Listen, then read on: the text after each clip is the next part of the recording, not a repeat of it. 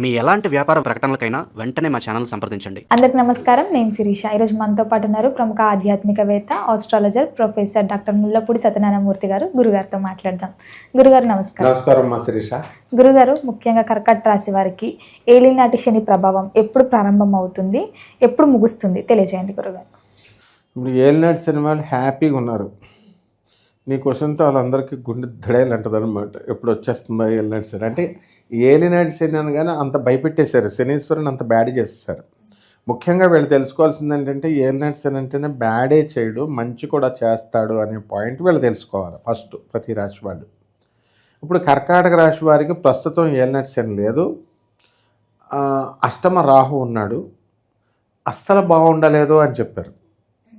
కానీ హార్మోన్ ప్రీత్ కౌర్ ఆమె మొన్న జరిగినటువంటి ఉమెన్స్ వరల్డ్ ఛాంపియన్షిప్ క్రికెటర్ దాంట్లో కప్ కొట్టుకొచ్చింది, వరల్డ్ కప్ కొట్టుకొచ్చింది. అంటే బాగున్నట్టే లెక్క. అంటే వీళ్ళది ఎలా ఉంటుందంటే కర్కాటక రాశి వాళ్ళకి ఈ యొక్క 2032 సంవత్సరం టు 2034 సంవత్సరం వరకు మొదటి దశ జరుగుద్ది. అంటే ఎప్పటి నుంచి స్టార్ట్ అవుతుందంటే 2032 నుంచి స్టార్ట్ అయిపోద్ది. మిథున రాశిలోకి శని ప్రవేశించిన మరుక్షణం మొదలైపోద్ది. ఫస్ట్ దశ ఏలినాటి శని 7.5 సంవత్సరాలు, అంటే మనకి దగ్గరగా 2042 వరకు ఉంటుంది. 2032 టు 2034 అంటే అతిచారాలు, ముందుకు వెళ్ళాలి వెనక్కి రావడాలు, ఇలాంటి అన్ని లెక్కలు ఉంటాయి. వక్రగతులని ఇవన్నీ క్యాలిక్యులేషన్స్ వేసుకుంటే మొత్తం మీద ఓవరాల్గా మనకి 2042 వరకు కూడా కర్కాటక రాశి వాళ్ళకి ఉంటుంది. ఎందుకని 2032 నుంచి 2034 వరకు మిథున రాశిలో ఉంటాడు. ఆ తర్వాత కర్కాటక రాశిలో ఉండాలి ఓ 2.5 ఏళ్ళు, మళ్ళీ ఇంకొక 2.5 ఏళ్ళు సింహరాశిలోకి రావాలి. అప్పటి వరకు ఏలినాటి శని ఈ యొక్క కర్కాటక రాశి వాళ్ళకి.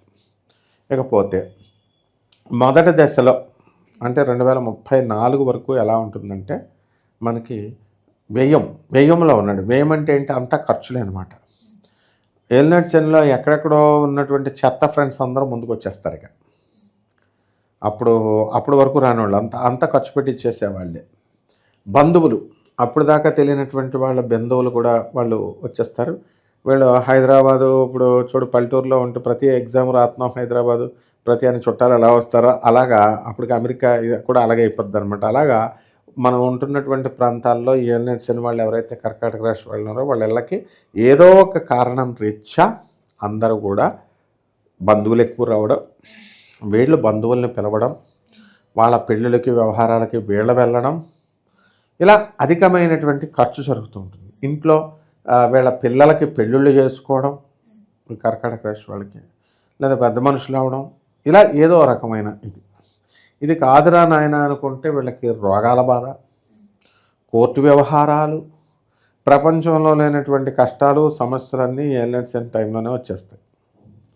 ప్రేమ వ్యవహారాలు ఇదే సరిపోతుందిరా నాయన అంటే ప్రేమ వ్యవహారాల్లో ఫెయిల్ అయిపోయి పిల్లలు పిచ్చోళ్ళు అయిపోవడం, మందుబాటలు పట్టుకోవడం, అమ్మాయిలు పోయే వాళ్ళేమో ఎర్రగడ్డ పిచ్చి ఆసుపత్రికి తీసుకెళ్ళాలా, ఇలా రకరకాల సమస్యలు అనేటటువంటివి వచ్చేస్తాయి అన్నమాట. సో ఖర్చు, అందువలన డయాబెటిక్స్, షుగర్ కూడా రావడానికి అవకాశాలు ఉంటాయి. అండ్ లివర్ ఫంక్షనింగ్లో తేడా ఉంటుంది బాగా. అందువలన తిండి పదార్థాలు ఇవన్నీ కూడా వీళ్ళు శాకాహార భోజనాలు చేసుకోవడం, మంచిగా లిమిటెడ్ ఫుడ్ తినడము, పచ్చి కూరగాయలు తిన్నంత ఉత్తమం ఏదీ లేదనమాట. ఆ రకంగా వీళ్ళు చేసుకోవాలి ఫస్ట్ పార్ట్ ఆఫ్ ద ఇది. ఆ తర్వాత 2034 జూలై తర్వాత మనకు మరొక 2.5 సంవత్సరాలు, అంటే 2036 ప్లస్ అంటే 2037 వరకు కూడా వీళ్ళకి మనకి ఈ యొక్క గురుడు జన్మరాశిలోకి వస్తాడు కర్కాటక రాశిలోకి. కర్కాటక రాశిలోకి రావడం వల్ల ఏమవుతుందంటే మనకి ఈ జన్మంలో ఉన్నటువంటి శని ప్రతి పనిని లేటుగా చేయడం ప్రారంభిస్తారు. చాలా కష్టపడి ప్రతి పని పూర్తి చేసుకోవాల్సినటువంటి అవసరం ఏర్పడుతుంది. ఇప్పుడు వీళ్ళందరూ కూడా స్థలాలు ఎప్పుడో కొనుక్కొని పెట్టుకుంటారు, పెద్ద పెద్ద స్థలాలు. ఇప్పుడు నాగార్జున గారు అప్పట్లో ఫంక్షన్ హాల్ ఇవన్నీ పెట్టారు, ఇవన్నీ ఫంక్షన్ హాల్. అది ఎలా పడగొట్టేసరి ఏలినాటి శని టైం. అంటే అంత పెద్ద ఇన్ఫ్లుయెన్స్ ఉన్నా, ఎంత పెద్ద ఇది ఉన్నా, ఇప్పుడు హైడ్రా పేరుతో వాళ్ళంతా వచ్చి కొనుక్కున్న సాఫ్ట్వేర్ ఇంజనీర్లు ఇళ్ళలు పడగొట్టేశారు.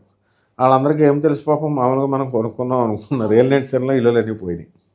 అదేవిధంగా ఏలినాటి శని టైంలో చాలామంది బిల్డర్లు పాపం 80 కోట్లు ఇచ్చి స్థలాలు కొనుక్కుంటారు. ఆ కొనుక్కునేది ఏదో మామూలు మనుషుల దగ్గర కొనుక్కుంటే కూడా ఉండదు. ఏ రాజకీయ నాయకుల దగ్గర, రౌడీల దగ్గర కొనుక్కుంటే వాళ్ళ డబ్బులు తీసుకుంటారు. వీళ్ళు ఇల్లులు కట్టాలని స్టార్ట్ చేసేసరికి ఏం చేస్తారంటే అవతల వాళ్ళు రౌడీలను పంపిస్తారు. వీళ్ళు కోర్టులో వెళ్ళాలా, పోరాడాలా, పోలీస్ స్టేషన్లకు వెళ్ళాలా, ఇదంతా ఎందుకు లేని పాపం వీళ్ళు కాంప్రమైజ్ కోసం 3 నెలల నుంచి అటు ఇటు తిరుగుతూ ఇలా లాస్ అవుతూ ఉంటారు. ఈ రకంగా మనకి ఈ యొక్క ఏలినాటి శని ప్రభావం పడుతుంది. ఏలినాటి శని టైం జరిగేటప్పుడు ఇంకోటి కూడా జరిగిందనమాట. ఒక అమ్మాయికి, నా స్టూడెంట్కి, ఆ అమ్మాయి ఇంజనీరింగ్ చదివింది. ఆ అమ్మాయి ఫస్ట్ డయాగ్నోసిస్ వెళితే ఈ అమ్మాయి ఏం చేసింది, డాక్టరు ఏం చెప్పింది, నీకు క్యాన్సర్ డయాగ్నోసిస్ సరిగ్గా చేయలేదు, క్యాన్సర్ అప్పుడే సెల్స్ స్టార్ట్ అవుతున్నాయి, బ్రెస్ట్ క్యాన్సర్.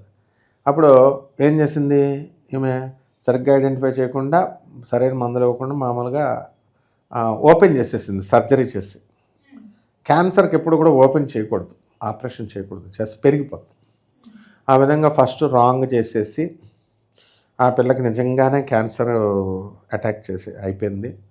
అప్పుడు నేను చూసి అమ్మ చచ్చిపోతానేమో అంటే, ఏం చావాలో బతుకుతా ఉన్నాను, ఇప్పుడు కూడా బ్రహ్మాండంగా బతుకున్నాను అనమాట బెంగళూరులో, అనంతపూర్లో. కాబట్టి ఇలాంటి డాక్టర్లు కూడా తయారవుతూ ఉంటారు. మనకి ఎవడ సలహా ఇచ్చినా ప్రతి వాడు, ఇప్పుడు ఉదాహరణకి మనం ఏదో అఖండ సినిమా వచ్చిందిరా నాయన, కొంచెం మంచిగా మనం మన బాలయ్యబాబు గురించి చెప్పుకుందాం అని అంటే చెప్పుకుంటే, నిన్న ఒకడు వచ్చాడు నాకు, ఒకడు వచ్చి ఫోటోగ్రాఫర్ కెమెరామెన్ వచ్చి, సార్ ఇది మంచి వైరల్ అవుద్ది, ఒక కత్తో పిస్టల్ పట్టుకుంటే బాగుంటుంది, ఇంకా వైరల్ అవుద్ది అంటే, పిస్టల్స్, పేల్చడాలు, కత్తులు ఇలాంటివన్నీ వైలెంట్ కంటెంట్స్. వీళ్ళు సలహా ఇస్తారు, పోలీసులు పట్టుకుపోతారు. ఇలాంటి అనమాట పిచ్చోళ్ళు, ఇలాంటి పిచ్చోళ్ళు సలహాలు.